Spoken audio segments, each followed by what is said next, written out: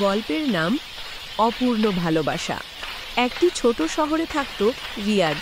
কলেজে নতুন ভর্তি হওয়ার পরই তার দেখা হয়েছিল মেয়েটির সঙ্গে, নীলা। চুপচাপ, হাসি খুশি আর চোখে এক অন্যরকম মায়া। প্রতিদিন ক্লাসে রিয়াজ শুধু নীলার দিকে তাকিয়ে থাকত। ধীরে ধীরে দুজনের মধ্যে বন্ধুত্ব হলো, তারপর সেই বন্ধুত্ব গড়ালো ভালোবাসায়। কিন্তু ভাগ্য সবসময় সবার হয় না। নীলার পরিবার জানল, তারা সম্পর্ক মেনে নিল না, জোর করে বিয়ে ঠিক করে দিল অন্য জায়গায়। রিয়াজ অনেক চেষ্টা করল।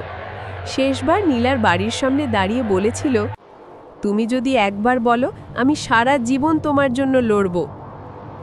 নীলা শুধু হেসে বলেছিল, ভালোবাসা মানে শুধু পাওয়া নয়, ছেড়ে দেওয়াতেও ভালোবাসা লুকিয়ে থাকে। সেদিনের পর রিয়াজ আর নীলার দেখা হয়নি। তবুও প্রতি বছর নীলার বিয়ের দিনটায় রিয়াজ নদীর ধারে বসে থাকে, হাতে একটি নীল ফুল নিয়ে। যে ভালোবাসা সে কখনো পায়নি, কিন্তু কখনো হারায়ওনি।